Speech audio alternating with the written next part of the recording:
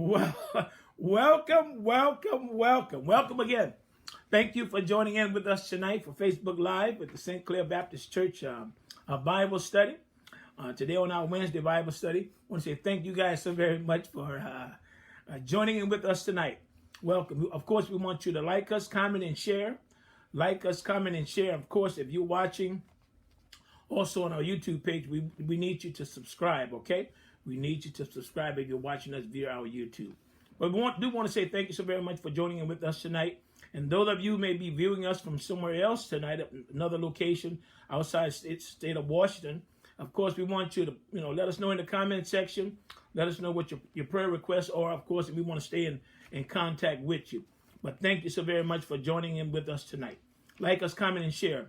And I want to say to our St. Clair Church family, thank you so much for your continued prayer and financial support of the ministry. Of course, even though we're all scattered, we still can be connected via Facebook Live. Of course, our state here in the state of Washington still have a stay-home order, and because we're still in phase 2, and some people have been calling and asking about are we getting ready to phase 3? No, we're not in phase 3 yet. People have been calling, can we come to church? No, we need you to stay home right now.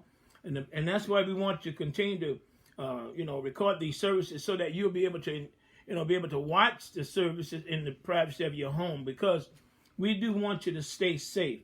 Now, also, I want you to be able to check on, for those individuals who may not have access, maybe some of our elderly, I need the members of St. Clair to check and make sure, just touch bases with other members and just make sure that they have some type of access. If not, maybe you guys can arrange some type of way where you guys can share it and being able to allow them to watch it.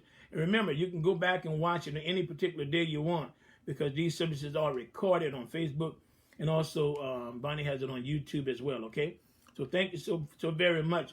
And of course, because we're still in this pandemic, this virus is still alive and well.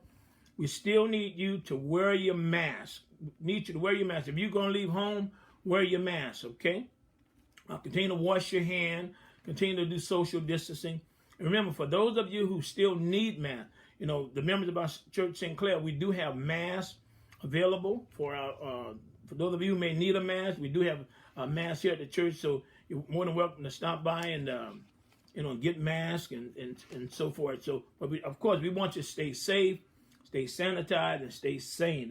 That's our main objective for you to do, is stay safe, stay sanitized, stay sane, okay? So continue to do that. And so even on Sunday, we want to continue to record these services for you, that you'll be able to watch, along with us. Hey, I know you're getting tired of being at home, and because of the numbers are going back up, of course, we may even revert back to where we were in March. So please stay home, okay? We need to stay home, and I don't think none of us want to go back to March. And we've been doing this for the last 4 months, I think. And we thought we would be farther along than this, but here we are. And so we got to do what we got to do. Just wear your mask. Don't argue about why you got to wear the mask. Just wear the mask, okay? We need you to wear the mask, okay? And like I said, there's a lot of people out there that don't want to wear the mask. We want to wear the mask, okay?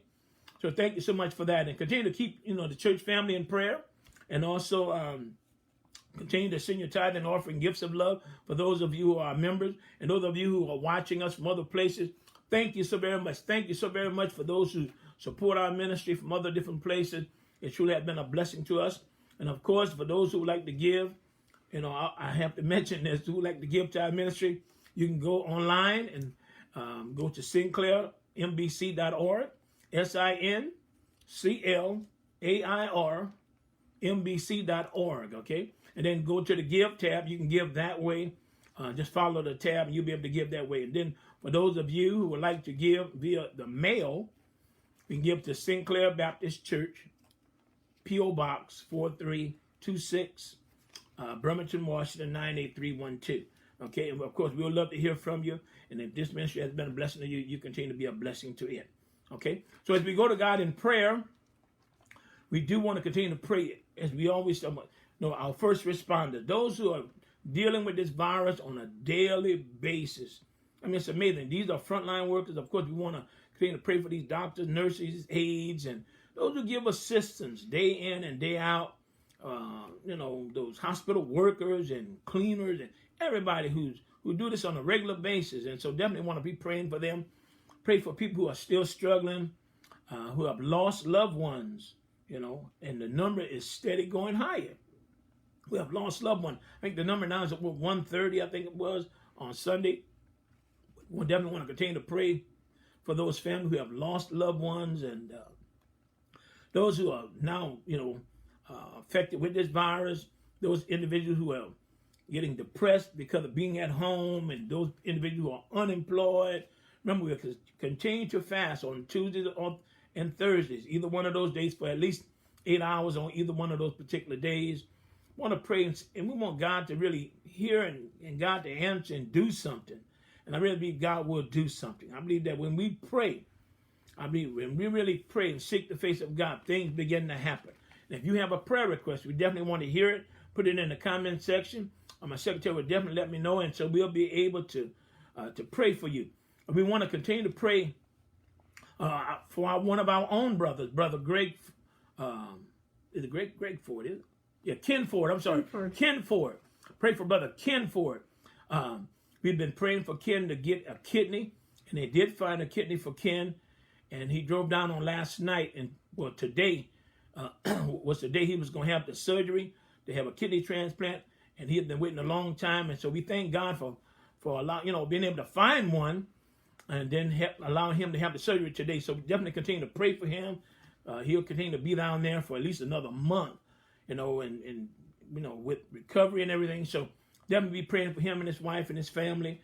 I definitely want Kim to know that we love him and praying for him. And, we as a church family want to be here for Ken. And so definitely need you fasting and praying for him. Also pray for Sister Tara Simmons, who's running for district seat. Definitely pray for her. She faced this election. Definitely want to encourage and pray blessings on her as well. Continue to pray for Miss Mildred, who I believe should be watching tonight. Definitely love you, Miss Mildred, and definitely praying for you. Miss Betty Salisbury, want to be praying for her. Kendra Horn, keep her in prayer as well. And all of those individuals that, all of our elderly, want to definitely pray for our elderly and really, really miss them, being in service. And Mother DeLoach and Letty, we want to be praying for them. Just thank God for them. You know what? I'm glad you're still here. I know much as we miss each other's company, Sister Marion and her family, Judy, who's on hospice, I just want you to be safe. That's all. Pastor Coleman's job is just to make sure that you're safe. Okay?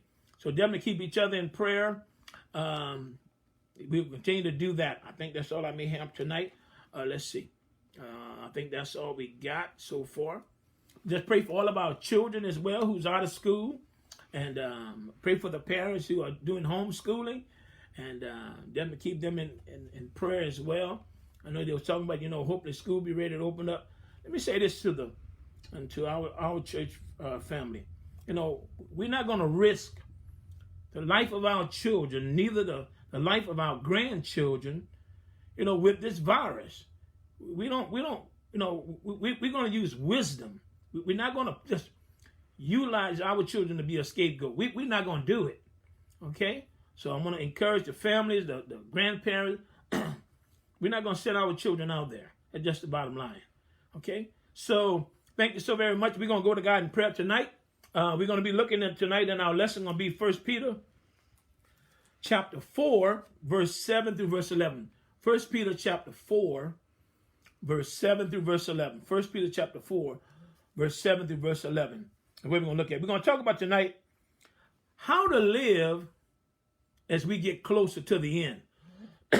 How to live as we get closer to the end.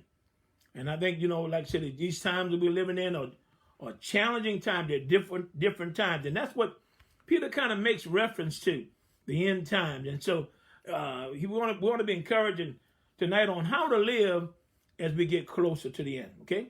Let's have a word of prayer. Father, thank you again for tonight. And it's in you we live and move and have all of our beings. Thank you for being gracious to us, and thank you for keeping us. You say you will keep us in perfect peace, whose mind is stayed on thee. Lord, there's none like you. You are the Alpha and the Omega. You're the God that sees all, that knows everything. And so, God, we petition you. We come to you and we bring all of our requests, all those requests that were made known tonight, all of those family members who have submitted requests. I pray, Lord, that you would hear all these requests that were made known, that you would look down and answer. Continue to pray for those who are dealing with this virus and these families who have lost loved ones. Continue to give them strength. Give us knowledge and wisdom to know the best way, Lord, to move forward and all things that we would honor you. Pray that these families who are going through difficult times, sickness, and whatever they may be facing, teach us to just cast all of our cares on you, oh God, because you do care for us. Thank you so very much for everything that you've done. Continue to pray for those individuals who are just struggling from day to day, those individuals who are unemployed, facing day-to-day challenges. Renew our strength, God. Help us not to lose heart, not to give up. For you said in due season we'll reap if we just don't faint. Forgive us of all of our sins and cleanse us from all of our unrighteousness. Thank you so much, Lord, for continue to give us strength we need to keep going forward. We love you tonight. Thank you for the church. Thank you for the elderly. Thank you for the youth, for the children. Lord, we just lift our hands. As the psalmist said, I will bless the Lord's name at all times. His praise shall continually be in my mouth. My soul shall make his boast in the Lord. The humble shall hear of it and be glad. Oh, magnify the Lord with me and let us exalt his name together. Thank you, God, that when we are weak, God, we are strong in you. We love you tonight. Bless us now. Bless our time tonight in your word and give us knowledge tonight and understanding. And all things you will be glorified and that you will get the glory. Thank you so much for those individuals who are our mission team, Minister Jones, and those who go out and feed the homeless, and those who go out on a weekly basis and assist those who are just giving them a daily meal. Thank you so much for that. Continue to renew our resources, Lord, and that in everything you will get the glory for that. Thank you so much. We love you. In Jesus' name we do pray. Amen. Amen. So get your Bibles out tonight. We're in the book of 1 Peter chapter 4. 1 Peter chapter 4 is where we're looking at tonight. 1 Peter chapter 4. And I'm going to read verses 7 through verse 11. Verses 7 to verse 11. Just 4 verses. 1 Peter chapter 4, verses 7 through verse 11. I'm going to read it. First of all, I want to begin. 1 Peter chapter 4, verse 7 through 11. I want to talk about how to live as we get closer to the end. How to live as we get closer to the end. Look at verse 7. He says, but the end of all things is at hand. Therefore, be serious and watchful in your prayers. And above all things, have fervent love for one another. For love will cover a multitude of sins. Be hospitable to one another without grumbling. As each one has received a gift, minister it to one another as good stewards of the manifold grace of God. Verse 11, if anyone speaks, let him speak as the oracle of God. If anyone ministers, let him do it as with the ability which God supplies, that in all things God may be glorified through Jesus Christ, to whom belong the glory and the dominion forever and ever. Amen. And so I want to use that thought tonight, how to live as we get closer to the end. And I think when you wouldn't expect Peter to kind of mention to write a book and on prophecy or speaking about the end times. But when you read the writing, many times the disciple was continually asking Jesus about, when is the end going to come? When is the end going to be? They were constantly asking Jesus about, different events and the final times. What would those things look like? And you got to remember, a guy like Peter was just a pretty basic fella, very practical man. With a fisherman. Only thing Peter knew fishermen. He knew nets. He knew boats. But yet you got to give Peter credit. He was just a direct man, just down to earth.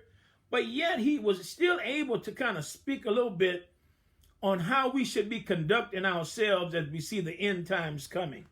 And I love this because when you read the writing, even in the scriptures, and many times they have so many references about the end times, things that going to happen, things that going to take place. I want to read a verse of scripture that's found in the book of Matthew chapter 24, verse 36. Matthew 24, 36. You can just underline it. Because when you start talking about end times, Matthew 24, and I want to read verse 36, okay? Matthew 24 and begin at verse 36. Matthew 24 and beginning at verse 36. Because a lot of time, people will ask me, or because of things that they see happening around the world, they will tell you, what year does this mean? Is Jesus on his way back? When is the Lord's coming back? Is this, when they see stuff like this pandemic, does this mean, this is of the Lord and he's on his way back? I don't know when he's coming back. Really, nobody really know the day nor the hour he's coming back. Even Jesus himself said, no man know the day nor the hour. So when somebody says, well, the Lord is coming back, in 2020. I don't know. It could. Matter of fact, he can come back tomorrow. He can come back tonight. Matter of fact, he might come back before we finish this Bible study. We don't know when the Lord gonna come back. So if somebody, say to you that, they know when the Lord's coming back, watch my lips. They might be false. Okay. So if somebody tell you they know when the Lord's coming back, we don't know when he's coming back, but we do know he's coming back. Okay. And look, this is the verse of scripture I want to show you in Matthew 24. Verse 36. Look what he said. Matthew 24, verse 36. Matthew 24, verse 36. It says, but of that day and hour, no one knows, not even the angels of heaven, but my Father only. So nobody really knows when the Lord going to come back, but we do know for sure he's coming back. Okay? He is coming back. And his coming, in other words, we're closer today to his coming than we were yesterday, than we were Sunday. We're closer today to his coming. But we do know for sure is that he is coming back. Okay? And although he hasn't come back yet, in other words, he's coming soon. Okay? In other words, he's coming near. And that's the New Testament talked about many times, over and over, talk about the near of his coming. He wants every generation to live like he's on his way back right now. And that's the way you and I got to live. Like in other words, he's coming back today. The old folks used to say down home, and those who were watching us from Louisiana, my grandmama used to say this. She used to say this here. He said, baby, live every day like it's your last day and heaven is your home. Now you know what that meant? I mean, live like the Lord is on his way back today. That's the way you and I got to live. Live like he's on his way back and heaven is my home, okay? That's the way you and I got to live. But nobody really know the day nor the hour that he's coming back, but we do know that he is coming back. And I want to read something also. Since we in Matthew 24, look at verse 1. Look at verse 1. Since we're in Matthew 24, look at verse 1. We're in Matthew 24. We just read verse 36. But look at verse 1, okay? Verse 1 through 3. Look what it said. Then Jesus went out and departed from the temple, and the disciples came up to show him the buildings of the temple.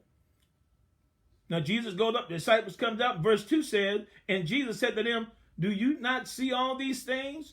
Surely I say to you, not one stone shall be left here upon another that shall not be thrown down. Look at verse 3. Now as he sat on the Mount of Olives, the disciples, that's when they came to him again, privately saying, Lord, tell us, when will these things be? And what will be the sign of your coming at the end of the age? Remember, we're still in chapter 24. Jesus said, nobody really know the date nor the time. So the disciples, they was always wondering. They always had questions about the events and time because they were like most people. They wanted to know when is the end going to be near? Let me tell you something. I don't know I don't know when Jesus is coming back, but I do know one thing. He's coming back. You can bank on that. Okay? And you want to make sure that when he comes back, that you're saved, you're living saved, you're living the saved Christian life. Don't let him catch you doing what you should not be doing. Okay? Because we do know he is coming back. Okay? And he is coming back. And because he is coming back, we want to be ready when he do come back. And that's what Peter, he just make reference to these individuals that Peter is writing to. Remember, they were suffering. They were going through some very challenging times. And Peter was now going to give them some encouragement. He said, because even though you're suffering, you still got to live right. You still got to live saved. You still got to live holy, because the end is coming. It's going to be the end. Okay? Because a lot of times when you start hearing about, the end, it's almost like little children. If you tell it like a little child, okay, we got 2 more minutes. If they're playing at McDonald's on the playground, and you tell them we got 2 more minutes, boy, they're gonna try and do everything in 2 minutes. Okay, they can do some serious destruction in 2 minutes. Well, a lot of times when people start hearing about the end is coming, boy, they panic. They panic, and they do things that will just be sometimes not even normal, because they hear the end is coming. So here's what Peter want to mention tonight. He said, listen, even though the end is coming, and you as a Christian, there's a way that you must live, okay? There's a way that you gotta live. Even though the end is coming, there's a way that you gotta live. And I think that's what Peter tells us, that as the time draw near, in other words, there's a way you gotta live. There's one more verse of scripture I want to read for you as we start talking about the end times. Let me just kind of give you a sneak peek at this verse. Turn to 2 Timothy chapter 3. 2 Timothy chapter 3. Because, he's saying, the Lord is saying, these things going to happen as you begin to see my coming is near. But how are you going to respond? He said, here's something you can see to let you know that my coming is near. Boy, and this is something I think that really stands out, because they start talking about these perilous times that are going to lead up to the end. These perilous times, you're going to begin to see these things happen as the near draw closer. Okay? Look at verse 1, chapter 3. 2 Timothy chapter 3, verse 1, he say, know this. He say, but know this. Be assured of this, that in the last days, perilous times will come. These troubled times will come. He said, verse 2, for men will be lovers of themselves. Ain't that the truth? People will focus on themselves. That will be the focus. Men will be lovers of themselves, lovers of money. People will do anything for money. Okay? Lovers of money, they'll be boasters. They'll begin to brag on themselves and how, in other words, there will be no humility. Everything will be boastful and bragging about themselves. They'll be proud, blasphemers, disobedient to parents. How many times? We see that now. Unthankful, unholy, unloving, unforgiving. Ain't that the truth? Slanderous. In other words, slanderers would be like, in other words, people would just be malicious gossiping about stuff. Okay? Without no self-control, folk would just do whatever they want to do. They'll be brutal, despisers of good, verse 4. They'll be traitors. They'll be headstrong. You can't tell them nothing. Don't care what you say. They're going to do what they want to do. They will be headstrong. They will be hardy. They'll be lovers of pleasures rather than lovers of God. Boy, that is so true. Verse 5. Look what it will say. Having a form of godliness, but denying its power. Look what he say. And from such people, turn away. As the end draw near, you and I got to draw near to Christ. You should get stronger, not weaker. You should, in this pandemic season, you should be utilizing this time to draw closer to God, not to be ashamed of God. And some people, they're ashamed of God. They want God They want God in a closet. The devil ain't, he's not in a closet. He's going to do what he want to do in the open. So as a Christian, he said, if you be ashamed of me, I'm going to be ashamed of you before my Father in heaven. In other words, you don't have to be ashamed of Christ. Okay, look at somebody and say, you don't have to be ashamed of Christ. Okay? The devil ain't ashamed. He ain't ashamed what he do. Well, why are you ashamed of Christ? Okay? Okay, back to 1 Peter. I want to be able to share what Peter is sharing with us tonight, is that as the end draw closer, so we see these things happening. And as we see these things happening, as we see the end drawing near, here's how I ought to live. Peter gives us 4 things he tells us in these 4 verses. He tells us, here's 4 ways how you ought to live as we get near the end. As we get near the end, here's 4 ways how you ought to live as we get closer to the end. Number 1, as we get closer to the end, verse 7, in other words, Peter says to us, use good judgment and stay calm in the spirit of prayer. As we get closer, you got to, in other words, use good judgment. Stay calm in the spirit of prayer. It's right there in verse 7. Look what he said.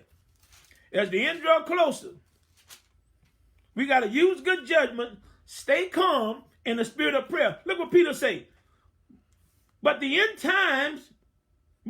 of all things is at hand. In other words, he said, the Lord is coming back, but the end of all things is at hand. Therefore, he said, be serious and watchful in your prayers. Be serious and watchful in your prayers. And that, you got to remember, Peter was writing to these individuals who were going through some difficult time. They were suffering. And all of a sudden, Peter tells them, look, he said, the end is coming.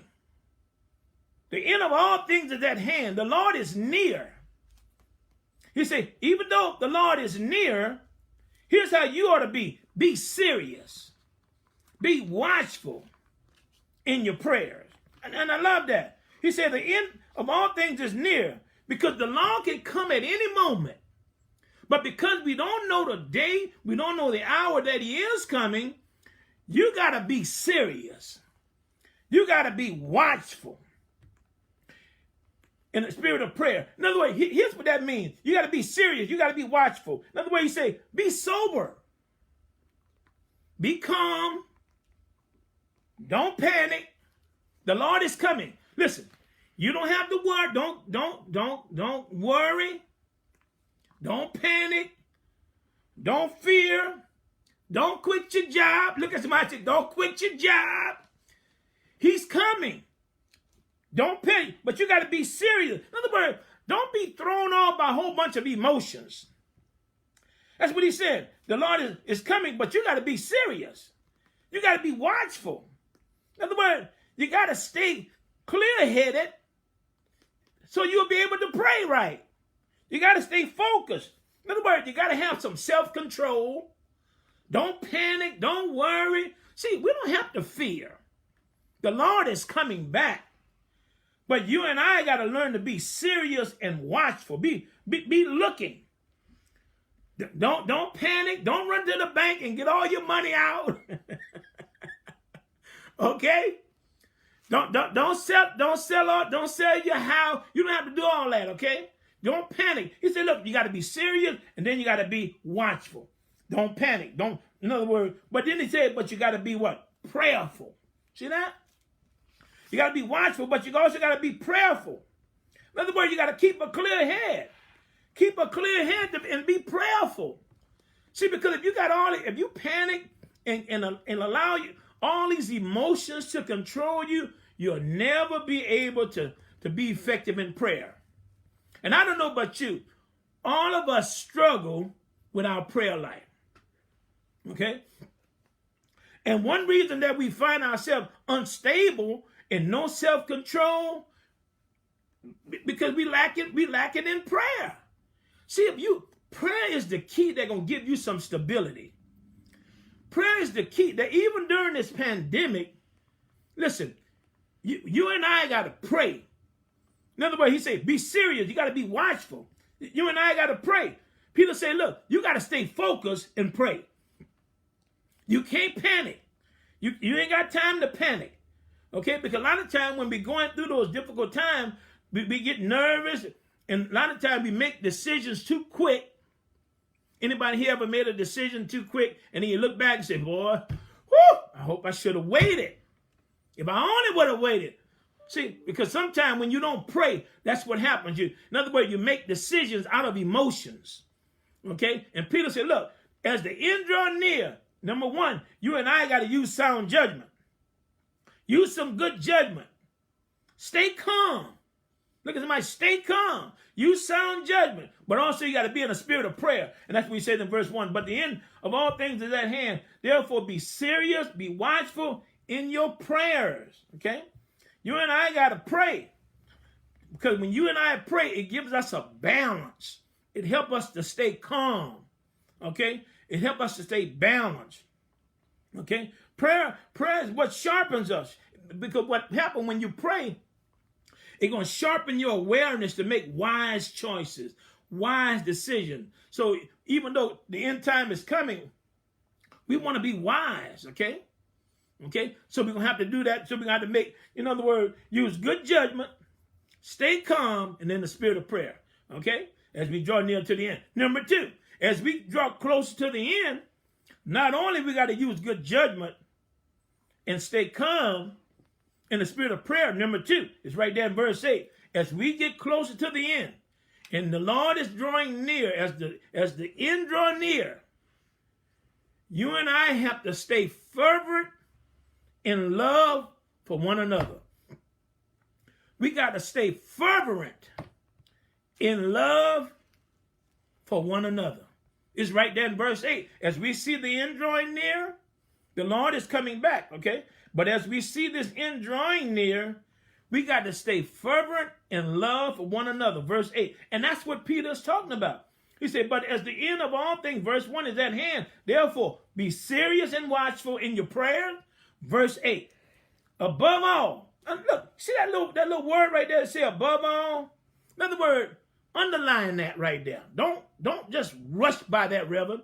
You got that, Reverend Malone? Don't rush by that.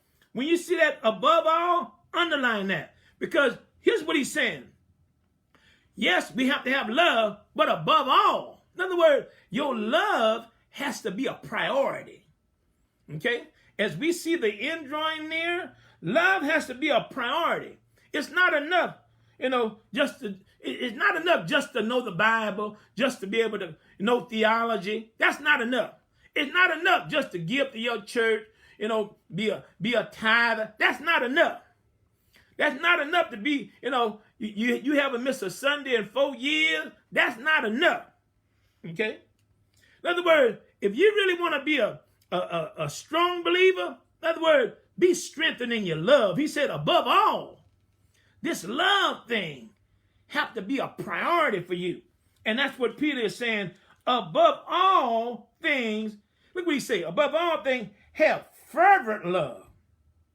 I like that right there. He say, in other words, above all, have fervent love. Now that word fervent love in the Greek, it literally means to strain. In other words, sometimes you got to work at having this kind of love. In other words, it's hard work. Okay? And this same word was kind of used of a runner who was running with everything he had. You ever see somebody running the track, boy, and they're coming down to the last 10 yards, and they are running, but they are straining with everything they got. That's the same word, okay? In other words, have fervent love. That's that word means. Fervent means to strain at it. I mean to work hard at it. The kind of love that when you love another person, you're looking out for their betterment. See? That's the kind of love you and I got to have as the Lord draw near. You and I got to have fervent love. Anybody here? Anybody has fervent love? I mean, that's some love that makes you strain. In other words, even when you're being treated unfairly, you got to strain to love them. See? Even when they have done you wrong, even when they're hostile toward you, even when they're giving resistance toward you, you got to strain to love them. That's fervent love. When you love them, not because of how they treat you, but when you got to love them, even when they're treating you wrong, you got to love them. You got to strain to love them. That's fervent love. When you got to strain to love them. Now, let me ask you a question. How you are doing in your love department? How you doing with your love department? Anybody here know anybody? Boy, sometimes they just hard to love. Anybody know anybody that's in your family that, you got to strain to love them? Anybody know anybody in your church? You got to strain to love them.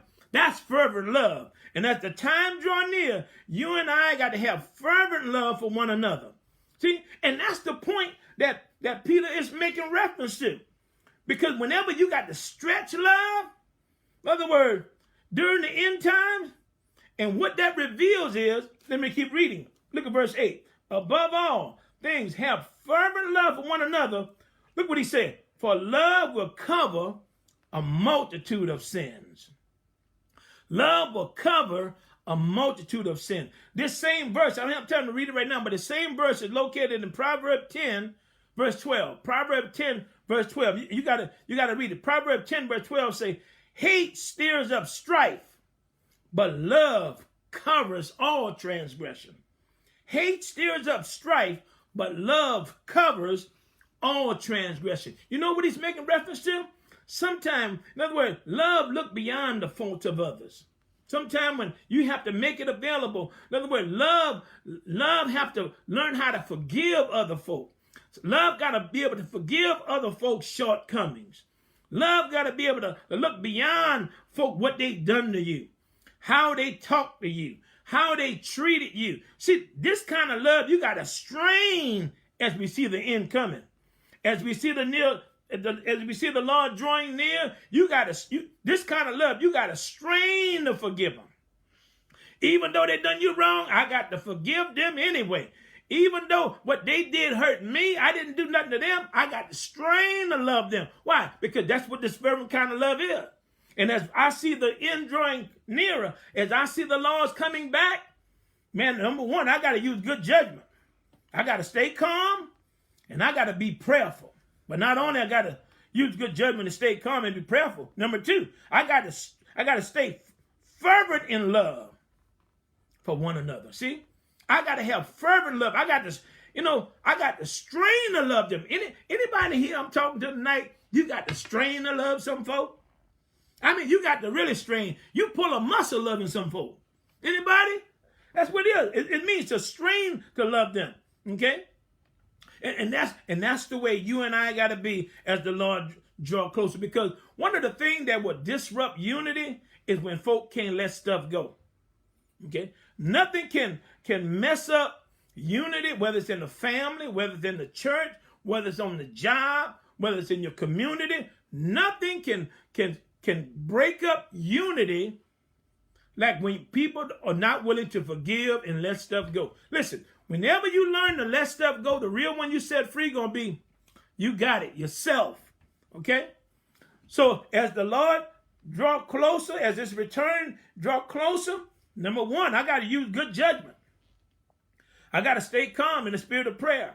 Number two, I got to stay fervent in my love. I got to strain to love them. I got to push hard to love them. I got to reflect the love of Christ. See?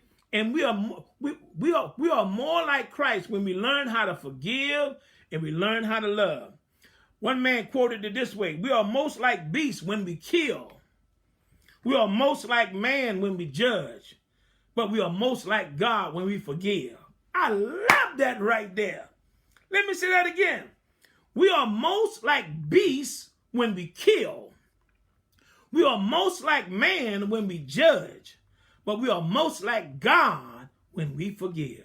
Boy, there anybody you need to forgive and strain to love them. As we see the Lord drawing closer, as we get closer to the end, I got to strain to love them.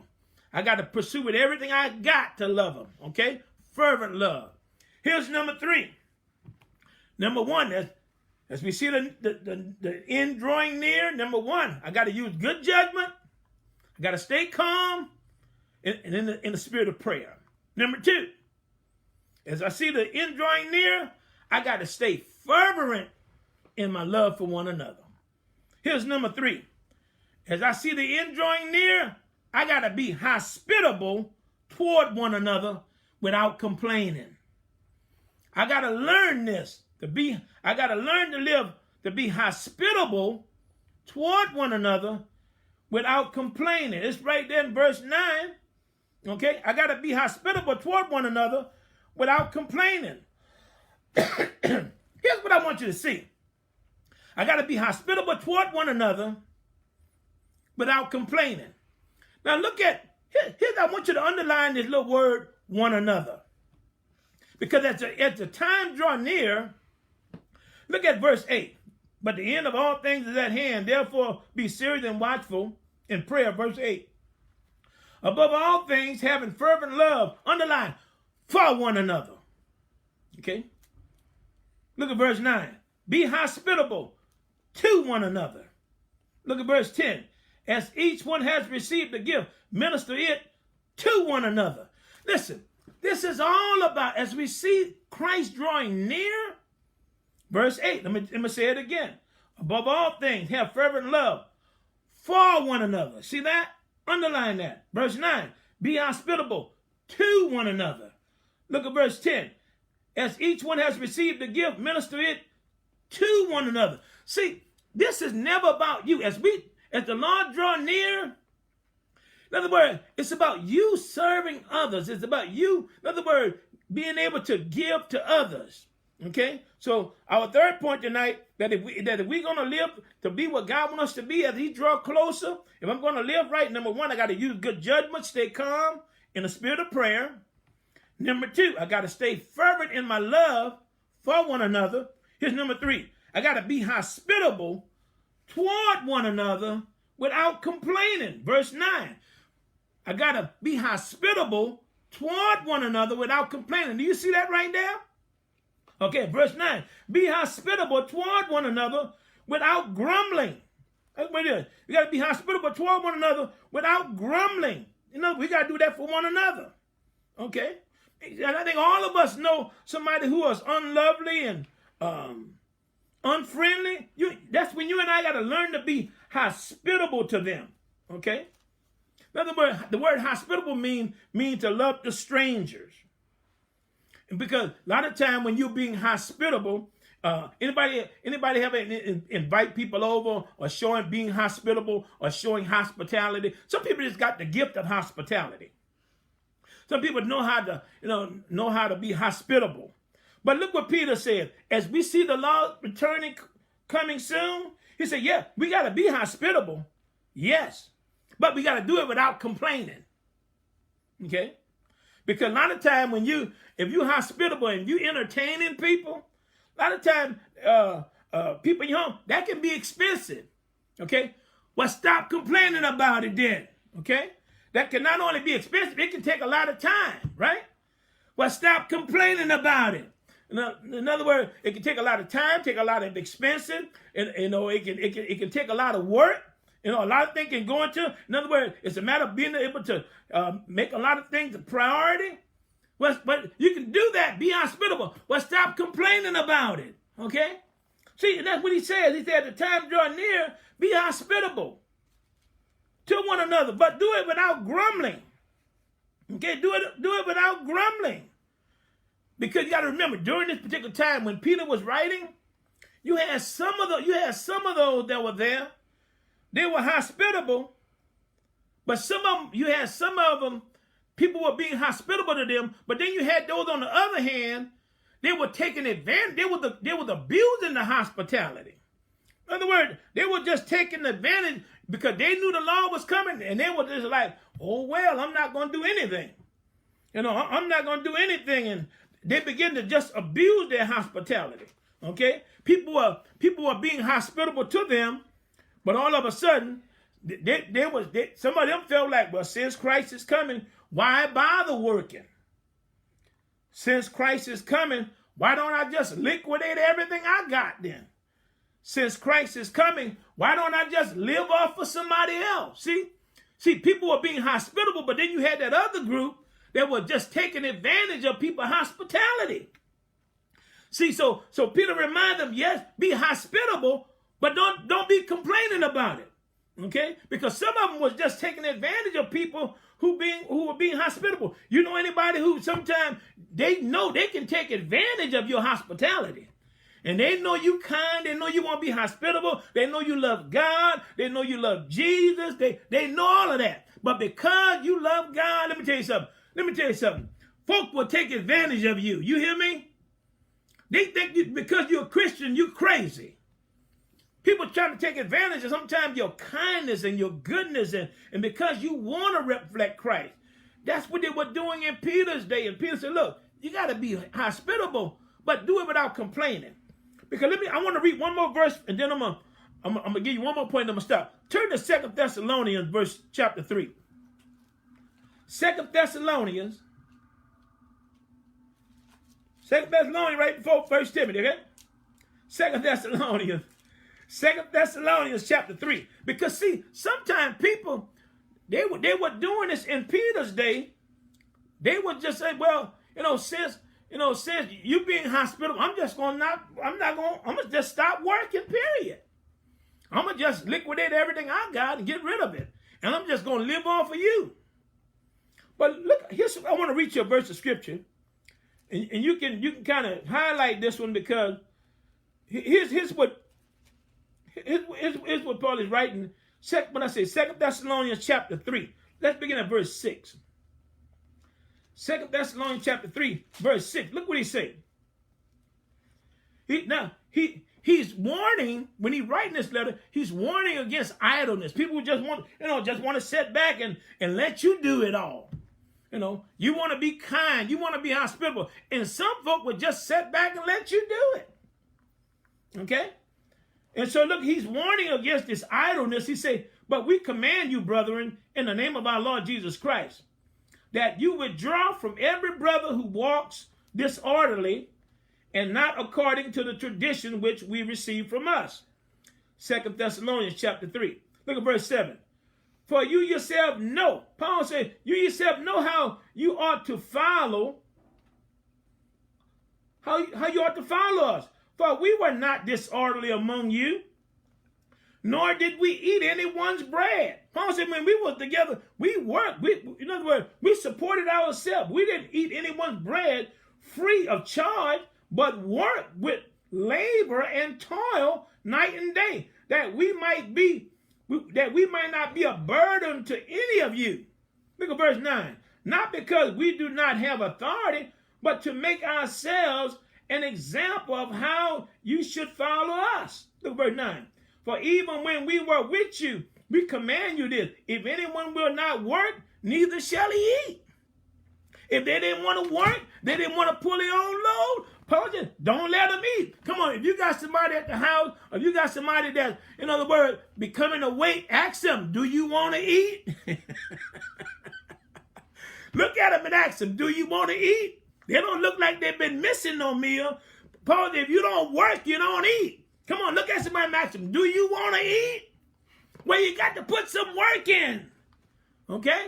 Because sometimes, back to 1 Peter, sometimes when you are hospitable, people will let you be hospitable. But then Peter reminds them, listen, be hospitable, but do it without complaining. Okay? Do it without complaining. And here's number 4. And I'm going to wrap it up for tonight. Here's number 4. If I'm going to live as I see the Lord's returning back, as I see the Lord's returning near, how should I live? Number 1, I should use good judgment, stay calm in the spirit of prayer. I should use good judgment.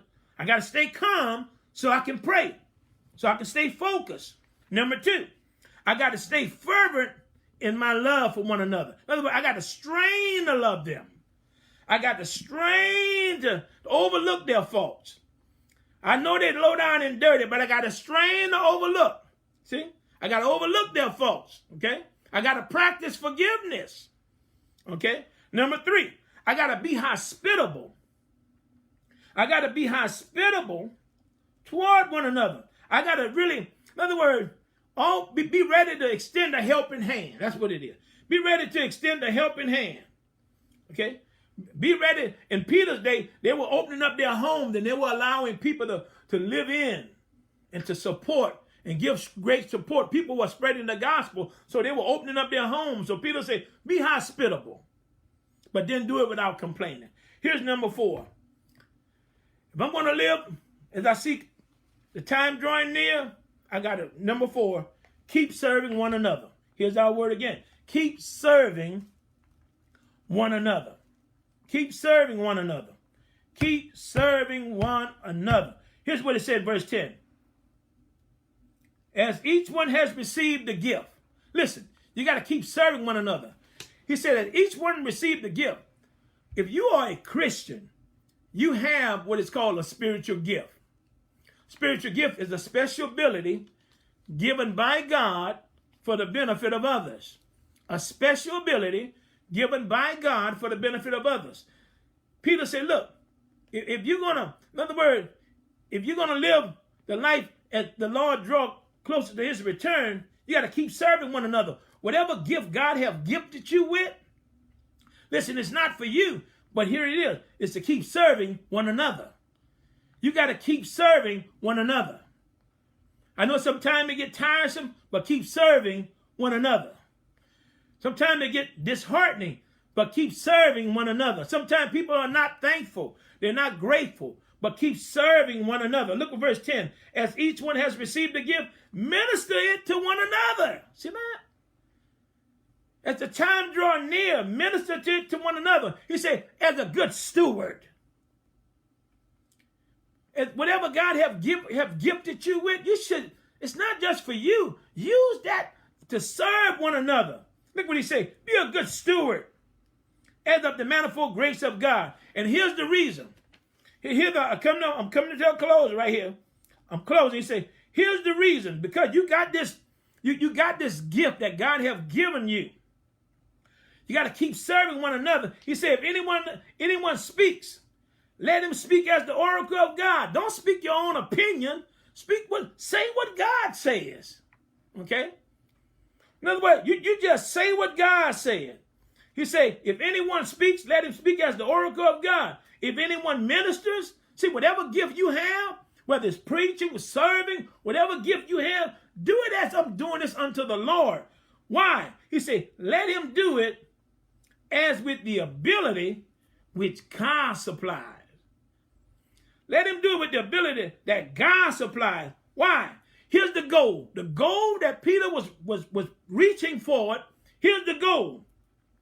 That verse 11. That in all things God may be glorified through Jesus Christ. That's the reason we do what we do. That God will get the glory. That's the reason we do what we do. Whatever gift God have given you, you do it. In other words, whatever gift God have given you, in other words, we stay calm and use good judgment because we want God to get the glory. In other words, we stay fervent in our love. You know why we do that? That God may get the glory. You know why we be hospitable without complaining? Verse 11. That God may get the glory. You know why we keep serving one another?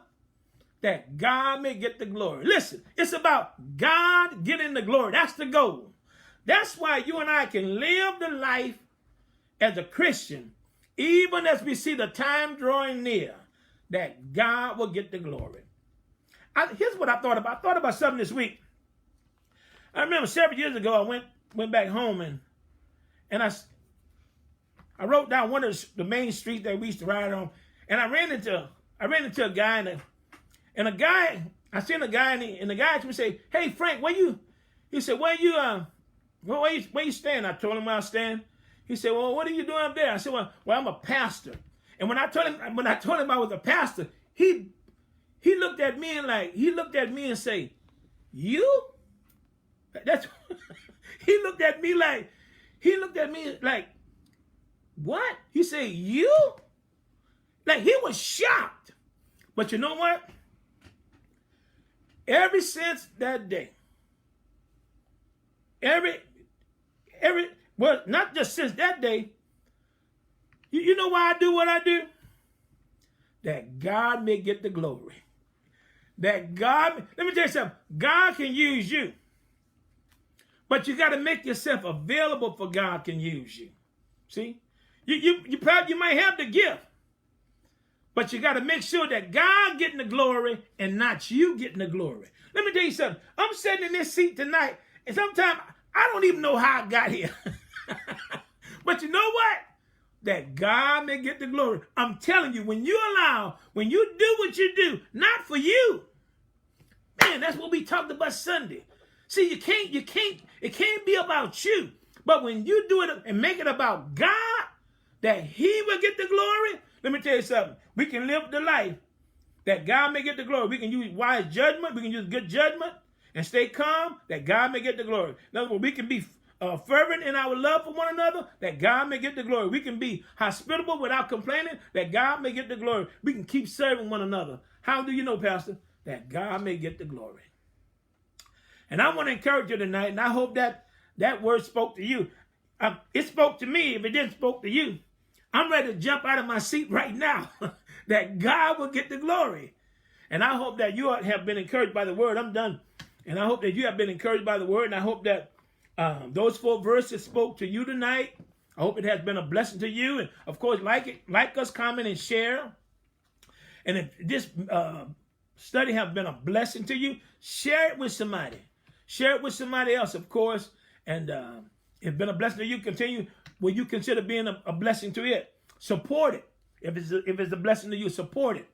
And as always, we want to continue to keep us in prayer. And the Lord said the same. We'll be back. If the Lord don't return, we'll be back. The Lord said the same on Sunday at 11 o'clock. Sinclair Baptist Church Authentic page on our Facebook Live. We'd love to have you joining with us on next Sunday. Let us know where you're viewing us from. If you're viewing us from somewhere else, we're glad that you had time to take time to worship with us tonight. And also keep us in your prayer as well. I think that's all I have. If you have a prayer request, put it in the comment section. They'll make sure I get it. Thank you so very much. Thank you so very much for joining in with us, okay? Thank you for taking time out to just join in with us tonight. Be encouraged in your faith, okay? That God may get the glory. We love you. We thank you so much. And I always say, if you be good to God, remember, God will be good to you. Thank you so very much for your time. God bless you. God keep you.